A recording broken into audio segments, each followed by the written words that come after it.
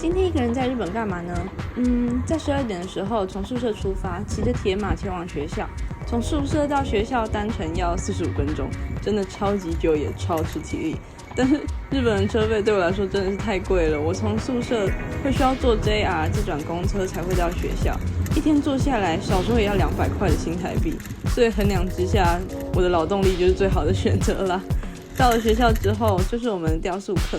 雕塑课完之后，我就回家了，想说顺道跑去超市买些生活用品。结果东西拿起之后，走到柜台才发现自己压根没带钱包，所以又默默的把东西都放回去了。